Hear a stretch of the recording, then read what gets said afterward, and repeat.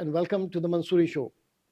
I'm your host, Arif Mansuri, and today I'm in New York at Pakistan's permanent mission to the United Nations, and I have the honor of having with me Pakistan's permanent representative to United Nations, Ambassador Iftikhar Ahmad.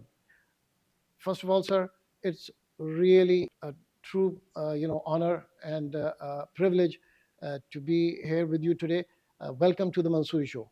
Thank you very much, Mansuri sir. Pleased to join you.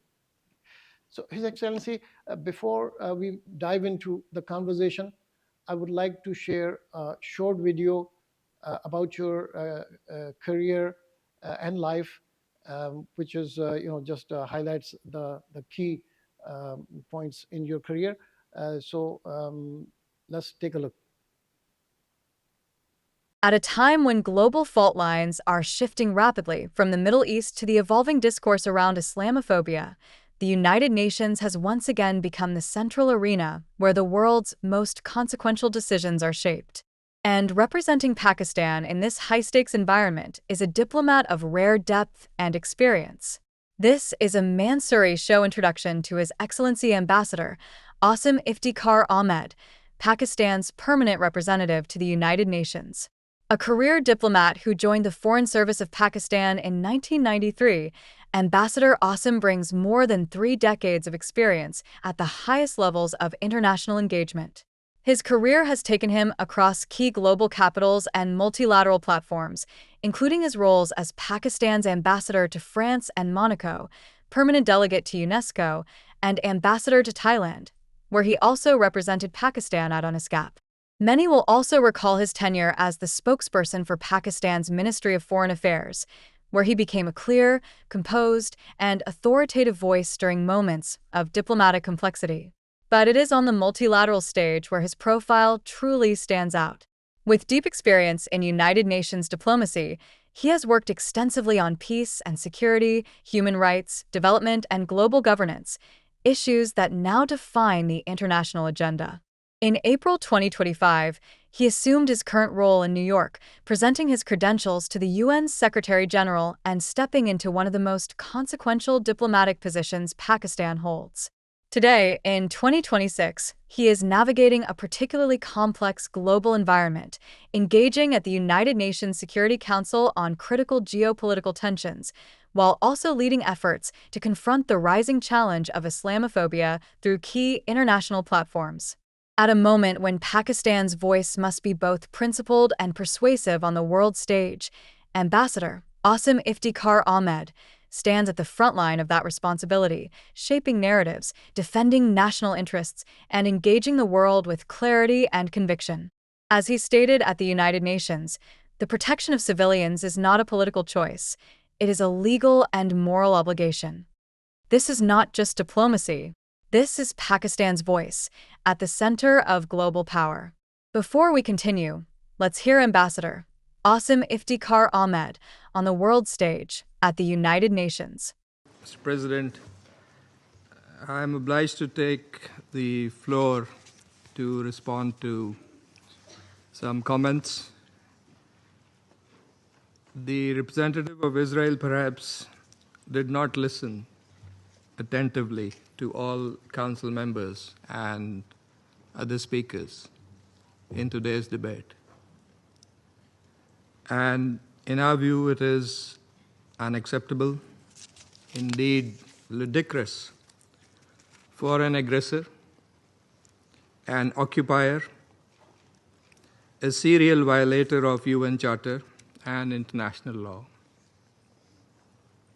that is Israel, to abuse this chamber and disrespect the sanctity of this council. Thank you, co-chairs. Assalamu alaikum. I begin by expressing our gratitude to the President of the General Assembly, UN Alliance of Civilizations, and the OIC Observer Mission to the UN for convening this high-level meeting to commemorate the International Day to Combat Islamophobia. Chairs, we gathered today not only to commemorate a solemn day, but to reaffirm that no human being should ever be feared, discriminated against, marginalized, or persecuted because of their faith. Not just symbolic, today's discussion offered us an opportunity to reflect on the threat Islamophobia poses to Muslims and to social harmony as a whole, and to express our solidarity with its victims, and to renew our collective resolve to continue endeavors for eliminating this scourge. Islamophobia today is therefore not merely a challenge for Muslim communities, it is a warning sign for all societies. When any community is targeted because of its faith or identity, the principles that bind humanity together are weakened. As the Secretary General, Mr. Guterres, said, silence in the face of this problem only allows it to spread. The answer to Islamophobia, therefore, cannot be silence. Very illustrious career indeed, experience spanning over 30 years on the global stage. Your perspective is truly, invaluable. So, Mr. Ambassador, I would like to begin by asking you about the effectiveness of United Nations in resolving global issues. So there is a lot going on in the world right now with the conflicts escalating into wars, the economic concerns or instability, the environmental threats, and the world is faced with really profound challenges right now. Given that UN is, at the center of all of it, and it is, the very things that UN is supposed to address, how effective do you believe that UN is in its role of addressing or resolving these global challenges? Well, thank you so much. I am glad that in posing this question, you did not just mention peace and security, because, as you pointed out, the global challenges are very diverse. Right. They are complicated and they are interlinked. So we must Mhm. remember this. So you have, on the one hand, you have peace and security issues, you have development issues, you have climate-related issues, then you have human rights, and much more. And then you have new things coming up, new technologies. Now we are grappling with the impact of AI. Right. So the main concept behind UN and multilateralism is that no country or a small or a select group of countries have the capabilities or the resources to tackle these challenges which are global, which are interlinked on their own. So you need cooperation, you need multilateralism, you need to come together, you need to pool your resources, you need the political will. So you need an organization that is global, that has a legitimacy, that has universal membership. So that is what the UN provides. Now you can say that the results are mixed. On peace and security side, equally on the development side, human right, climate change. But despite that, the realization that this is an organization that has delivered a lot over the decades, and if there are deficiencies, we need to address them. So that's where the question of reform and Yeah. making it much better comes in. But if you talk to member states, so there are 193 Right. members of the UN. You will see a very large majority, almost, there's almost a consensus that UN is very much required. It remains relevant. We need to improve it, strengthen it further. The simple fact that at the moment there is no viable alternative to this organization. Mr. Ambassador, you touched upon UN, reforms in UN Security Council. Many believe that the Security Council's veto power has paralyzed the UN Security Council, and it's not effective in solving conflicts and humanitarian crisis. Now, what is Pakistan's position on Security Council reforms, and does it believe the veto power is core obstacle to making the council more effective and representative? Yes. So when we talk of reform, uh, I think it's a general process. It impacts the whole UN system. So it's not just Security Council reform. And over the period of years, there have been reform initiatives that have led to improvement in many things. So first of all, I think there is a legitimate expectation that the General Assembly, which is the global assembly where everyone comes together, that must play its role as provided for in the charter. So we need to strengthen the effectiveness of the General Assembly. Then there are other principal organs, including Security Council. There is obviously a lot more focus on the Security Council because this is the body that is entrusted with the primary responsibility for the maintenance of international peace and security. So the membership of the Security Council is limited. At the Right. moment, you have 15 members, Right. of which 5 are permanent and 10 are non permanent. And this has been an ongoing debate that, since the membership of the UN as a whole has increased, Right. you started off with 50 and now you have 193. So the Security Council should be more representative. It should be more democratic. It should be more transparent in its decision making. So this discussion has been going on for quite some time. And the major stumbling block, I would say, in this is the question whether there should be new permanent members added to the Security Council. Pakistan is part of a group of countries which is called the Uniting for Consensus, together with many of our friends, including Italy, Turkey, Korea, Mexico, Colombia, Spain, and others.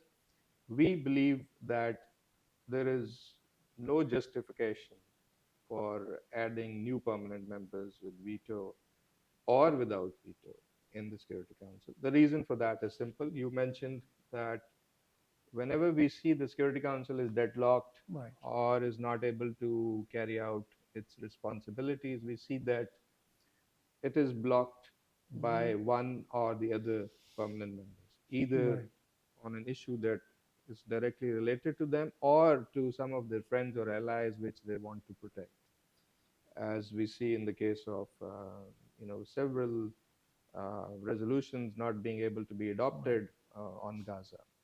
So when you look at it, the whole process of reform, the views of the member states, it is very clear that the majority of the member states have been saying that the main problem the main underlying problem in the Security Council is the individual permanent members Right. who are there permanently, who are not accountable to the General Assembly, and who have this veto, which is the blocking power.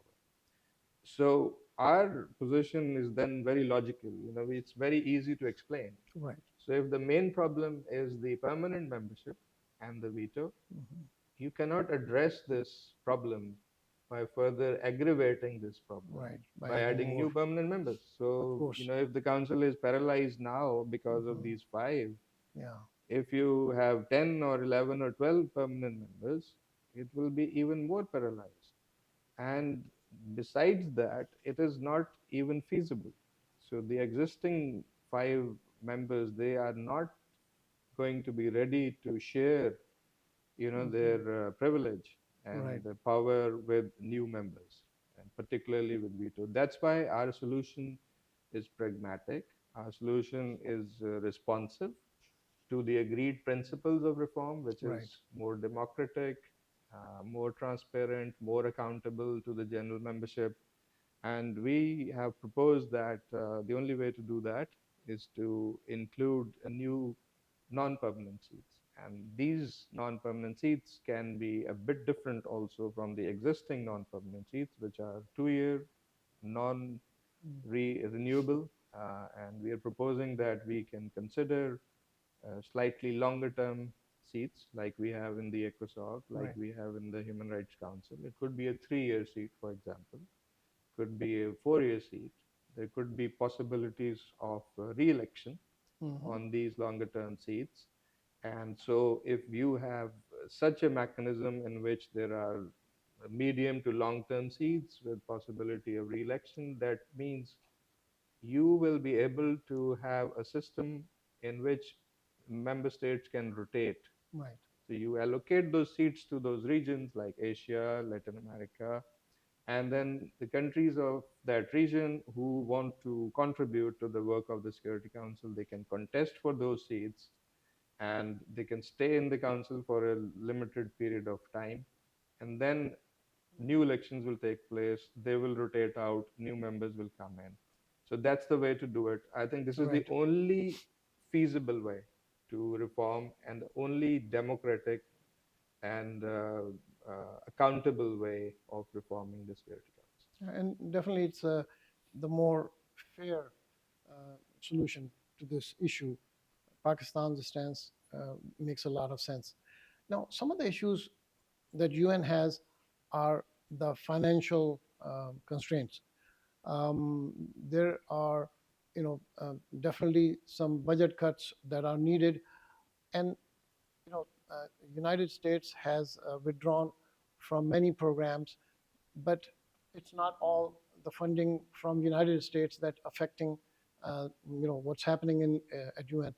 Many other member states have not been able to fulfill their commitment to UN. Now, my question is really that these budget cuts, how would they impact the peacekeeping efforts of United Nations, and what is Pakistan's position regarding this, the peacekeeping efforts? Does Pakistan believe it is time to fundamentally rethink how peacekeeping operates in an increasingly dangerous and complex global environment? Well, thank you. I think the key words here are, fulfilling your obligations. Mhm. So there is this organization, the United Nations, and there is a system by which it is financed. So it is assessed contributions according to Mhm. the capacity to pay. Everyone agreed that.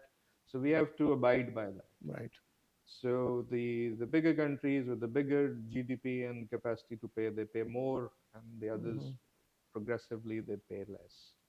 And the problem has arisen because some countries are not paying their contributions either fully or on time. That Right. is why there is a financial issue facing the UN. So it is impacting, not just peacekeeping, but because we have a regular budget and we have a Mhm. peacekeeping budget also, which is on the basis of assessments. So it is impacting development, it is impacting the many other areas, and it is also having an impact on peacekeeping because the contributions are not being made. How does it impact peacekeeping? Because when you have in your kitty you are less by 20-30%, that means you have less money, Right. and you the missions are not adequately resourced, and so you have to cut down on some of the operations or the mandates. So we have seen that this contingency planning that has come into effect. It has led to reduction in missions personnel strength. That has impacted the way mandates are to be implemented. That is having severe consequences in the missions in terms of protection of civilians. Even the safety and security of the peacekeepers Right. themselves is compromised because of this. So peacekeeping works on one simple principle, that the mandates which are authorized by the Security Council should be simple, well understood, uh, and clear. And once you give those mandates, you have to provide adequate proportional resources for the missions to carry out those mandates. So if the resources are not there, it won't be possible to carry out those mandates, and that means you are setting up the missions for failure. So that's why this whole process of having a strategic view of peacekeeping, how to reform it, how to make it more effective, is very important. And Pakistan, being a major police and troop contributing country, Right. has a big stake in it. We are participating in it. Our position is clear. The peacekeeping it has been over the decades. It's the face of the UN. The blue helmets, and they have brought immense contribution to the work of the Security Council in successfully steering, helping many countries emerge out of conflict. Right. Pakistan has been part of those efforts ourselves. You remember Sierra Leone, Of course. Liberia, Cote d'Ivoire, in West Africa. Then you have had Burundi, and we've been engaged in the DRC, in the Central African Republic, many situations, and even in the past, including Timor-Leste. So we know how peacekeeping has delivered, Right. and we know the importance and the critical value that it brings to the Security Council and the UN as a whole. So we are very much attached, committed to it. I think every member state has to fulfill its responsibility in supporting peacekeeping through personnel, through equipment, through resources and finances, because it's a collective endeavor. And when that collective effort is there, peacekeeping can succeed. Thank you. Mr. Minister, since the Taliban returned to power in Afghanistan, in violation of the Doha Agreement, the Afghan soil is being used, uh, you know, repeatedly to carry out acts of terrorism in Pakistan. So now, and now that has escalated to war between, Pakistan and Afghanistan. From Pakistan's perspective, what concrete roles can the United Nations play to stop this cycle of violence and ensure Afghan territory is not used for terrorism against Pakistan? Well, here I think the it's a simple proposition. Basically,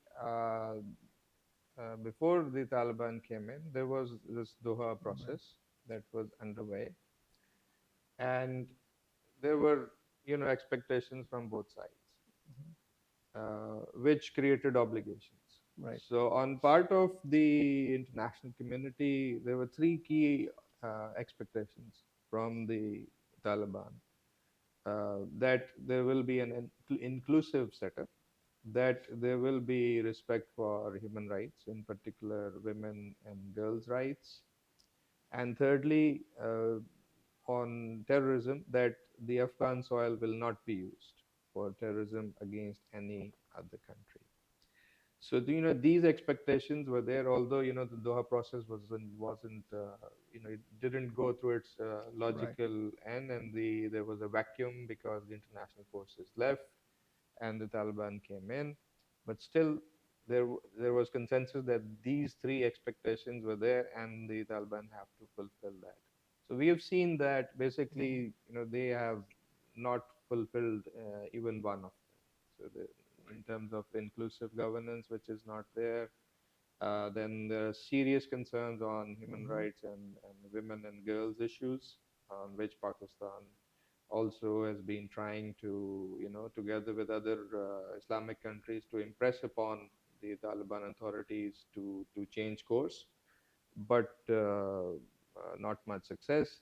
And the third point, which was about terrorism, uh, this is something that has really impacted Pakistan, because because of the immediate next door neighbor, long borders, Right. and the continued presence of terrorist groups in Afghanistan, which should have been addressed during this period, but it wasn't. So for Pakistan, it has created a serious problem. We have seen these last 4.5 years, the way the number of attacks, Right. cross-border, terrorist incidents targeting Pakistan have increased. Right. So there are a couple of important points here to make, and this has been very evidently pointed out by the UN, by the monitoring team of the Security Council, that reports on the sanctions and terrorism related issues.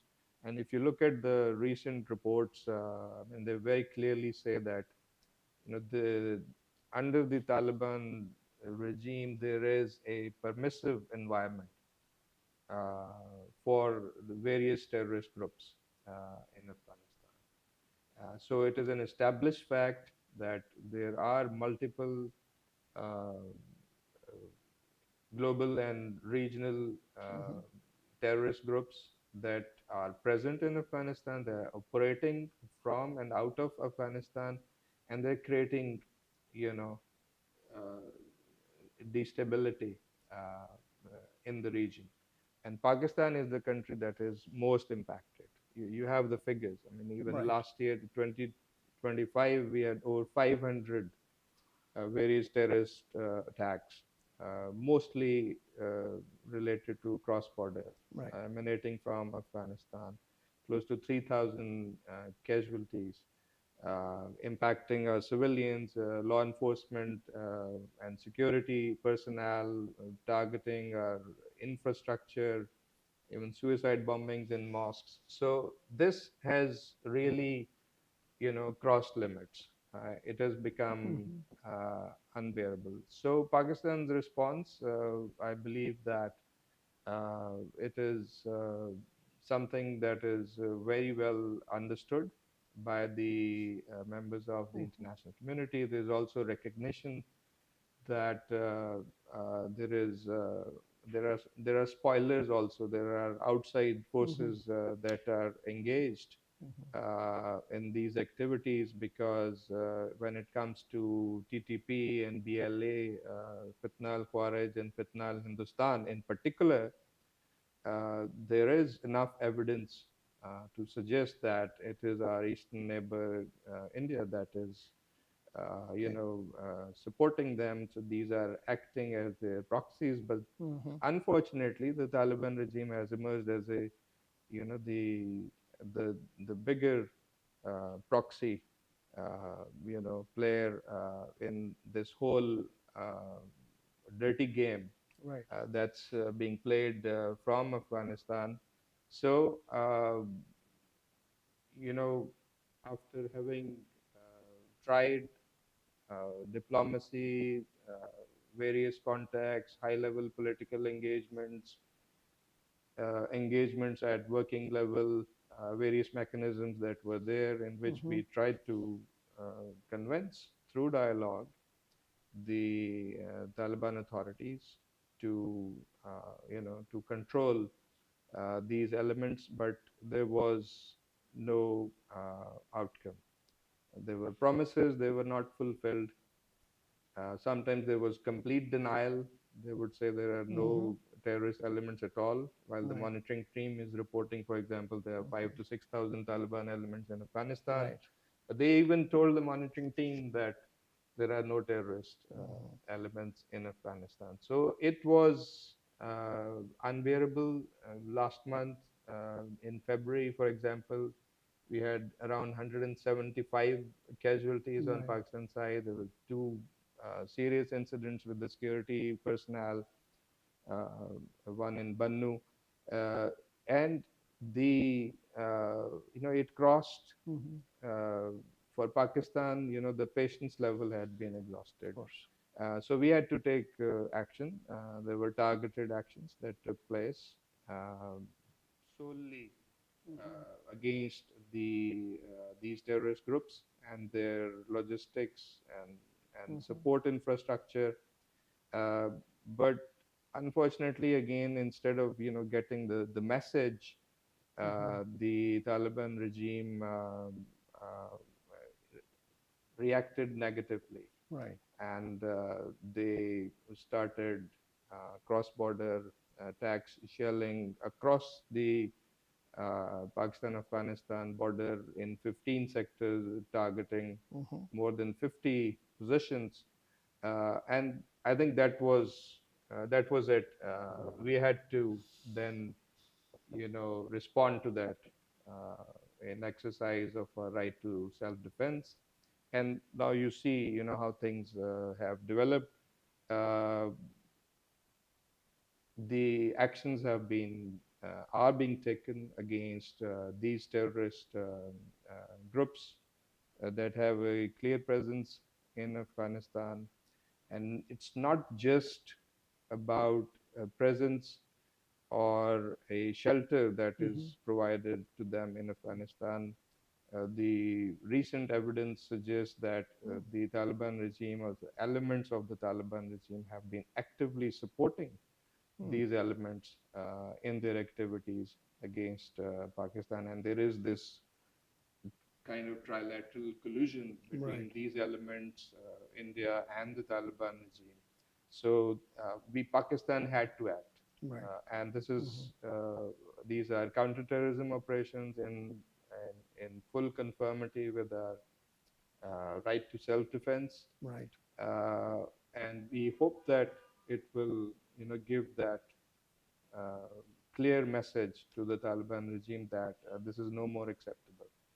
Uh, Dialogue is always possible. Pakistan has never been averse to dialogue, and I would recall that even with this situation, with the Taliban, where the bilateral dialogue was not having an impact, some of our common friends like the Saudi Arabia, Turkey, Qatar, they also, offered to help and facilitate, which we welcomed. And you recall that there were meetings that took place with third-party facilitation. But again, those meetings did not produce the result, because you would start the discussion, but then you will come and become stuck at a point where the main expectation that the Taliban regime would provide assurance that they will take concrete and verifiable action against these groups, they were not giving it.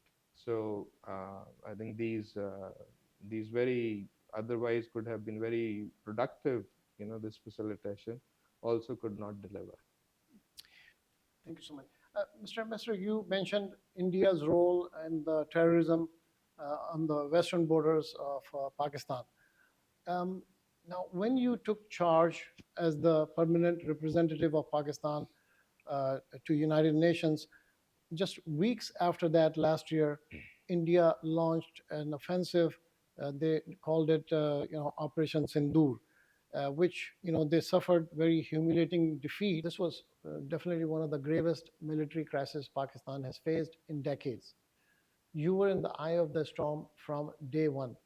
How were you able to rally the Security Council so swiftly, and what did that moment reveal about Pakistan's diplomatic weight on the global stage? Yeah, I think it was a challenging moment, but the way Pakistan emerged out of the whole situation, you've seen is that it really,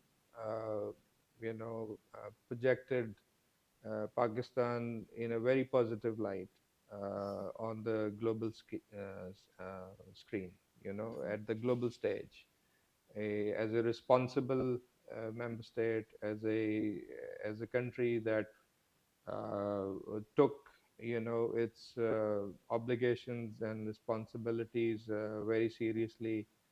It was showing its readiness to engage also. It was responsive in terms of saying that if there is an incident that has taken place, we are ready to have an independent investigation and all of that.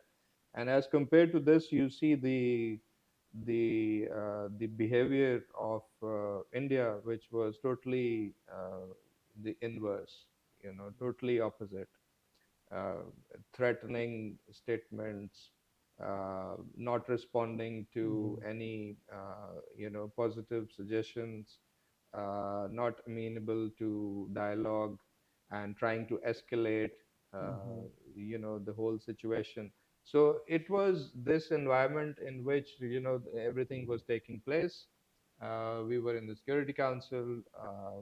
We were in touch with all members of the council and the broader UN membership through the OIC and others. We were in touch with the UN Secretary General, who had, conversations with the Prime Minister on several occasions, and our friends in the region and beyond. And we were building this this momentum. We were sensitizing them on the challenges and on the risk of serious escalation that was very much possible. This was all happening, end of April, early May, and I recall that on 5th of May, on Pakistan's request, we held a meeting of the Security Council in which the whole situation was discussed. And although it was a close consultations, but we shared what was discussed in the council. I also came to the stakeout. So basically, all members of the Security Council appreciated what Pakistan was saying, that and what the responsible members of the international community and the Secretary General were saying, that the escalation should be de-escalated and there should be dialogue and the underlying issues should be discussed. The issue of India putting into abeyance the Indus Waters Treaty also came into discussion.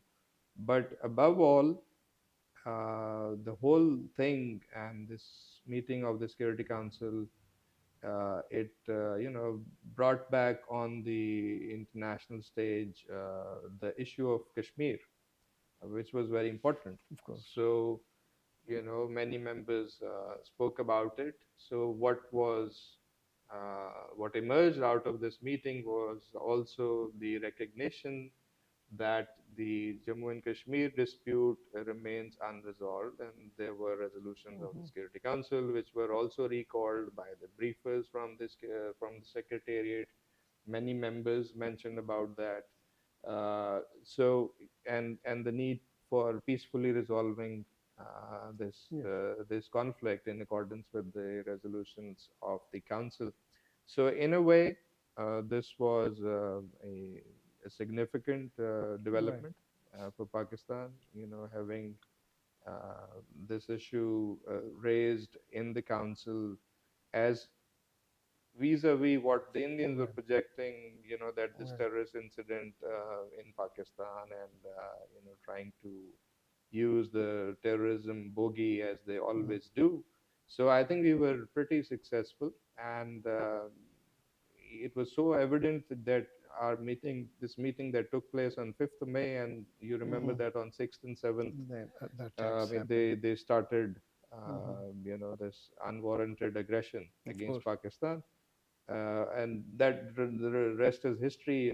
The way we responded, and the downing of the planes, and the way the Pakistani nation came together, united behind our armed forces, and inflicting this, a memorable defeat on the Indian forces. I think rest is history. It's all well known and documented.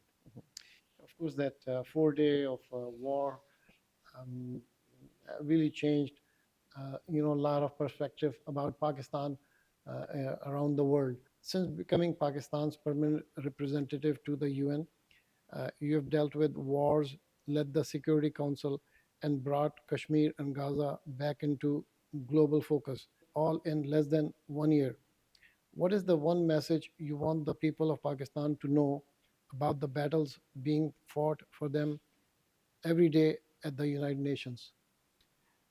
Well, you mentioned some of these important issues. I can say, and especially for the people to understand, that the UN is a global organization, and there are other member states there. Everyone is playing and jockeying for their interest.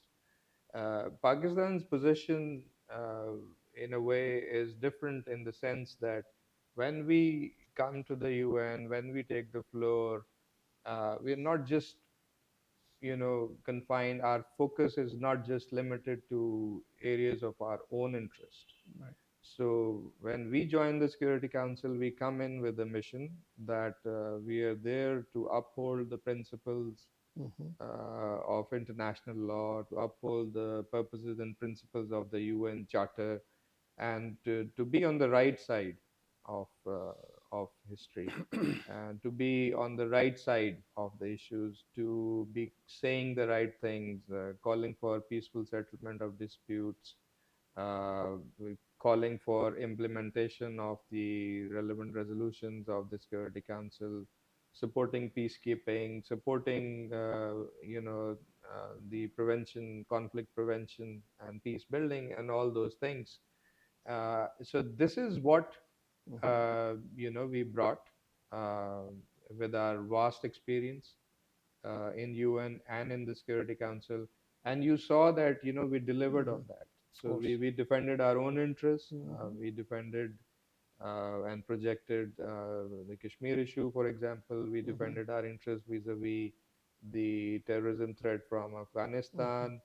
We took principled positions and very strong positions, unambiguous on situations like Palestine and Gaza, uh, the nuclear issue of Iran, many situations in the many other situations in Middle East, Africa, and elsewhere, including in Ukraine.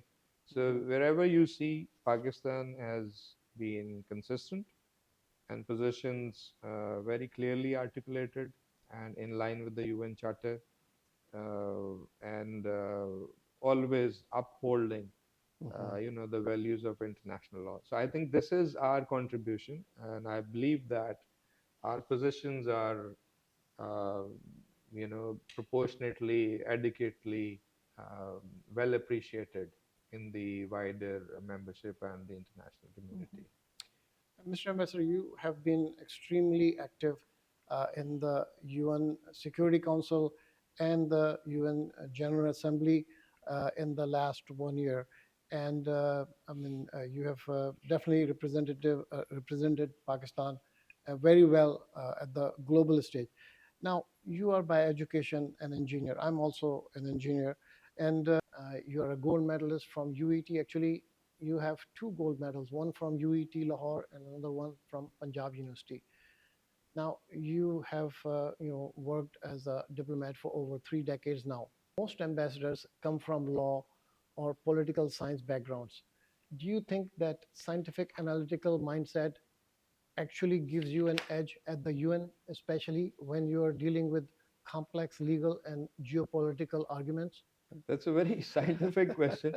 Well, diplomacy, is an art. It requires many qualities, qualifications. I would say, and you see that in the UN, you see in our foreign service, even there are colleagues from various backgrounds. Some are, have studied only literature, but they are top class diplomats. There are others who specialize in international law, international relations. You have even doctors, engineers, from diverse fields. So the beauty is that everyone brings their, perspective, and that enriches the discussion. It's all about dialogue. It's all about understanding things. So, I mean, if you really want to, relate it to engineering and science, what I can say is that because in the science and engineering studies, we were very I recall we were very much interested in understanding the systems. How does how do systems work? What are the inputs? What are the various variables? Different factors, and how one thing changes vis-a-vis the others. What are the feedback loops? All of that. So I think that can be related to understanding the global environment, the global system, the UN system, in some way. And similarly, in science and engineering, you're supposed to be expert in analyzing situations and problem solving, by applying various techniques. You have to be precise. You have to have those analytical abilities to understand things, go deeper into things, to correlate, many things. But having said that, I think in the end, all of this can be, one way of having those inputs into your whole understanding, because in diplomacy you have to have a good understanding of the political environment, of the historical background, Right. the historical context, the cultural and socio-economic, and many other factors which are there and which interplay. So everything comes together, and it's not just you, it's your colleagues, it's other member states who are having their own views about things. They are interpreting things sometimes differently, vis-a-vis your positions. So that's where you have to have a better understanding of, where you stand and what kind of positions you need to take, and in that environment, how you can, protect and advance your positions while keeping in mind, and Right. that's something is important in UN, while keeping in mind how can you advance the collective endeavors, the collective interests of the international community. Mr. Mayor, sir, in the end, would you like to share a message with the community through the Mansuri Show on ARY Digital TV and our newspapers, Pakistan Link and Urdu Link? Well, I think my message to the community members is very simple. First of all, it's not a message. It's an appreciation basically, because whenever I'm with the community members, and we have a lot of interaction. Although we are limited, our job is limited to the UN, and it's the embassy in DC and our consul general here who are more engaged with community. But we also have our interactions with the community. We see how active they are. We see how competent, successful, and dynamic the Pakistani community is, and we're very appreciative of that. They're actually and truly the ambassadors and representatives of Pakistan. We see the younger generation, going in diverse fields. They're also coming in politics, if you're talking of the US, for example. It's very diverse. They also help us, build these people-to-people linkages between Pakistani Americans and the Americans. That is actually very useful if you look at how we want to, enhance and strengthen our relations with the US. So my message is, wherever you are, whatever you're doing, just give in your best, and always keep Pakistan in mind.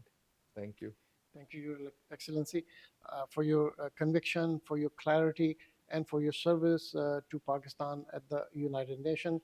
And in these challenging times, your voice carries our nation's resolve to the world. And for that, we thank you.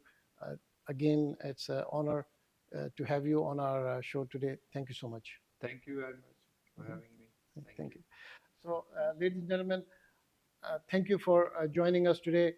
Hope this discussion gave you a better understanding of the workings of Pakistan's permanent mission to UN. And that's all the time we have. Please keep watching the Mansuri Show. Please keep reading our newspapers, Pakistan Link, Urdu Link, and please keep sending us your comments and feedback at the address on your screen. For now, thank you and Khuda Hafiz.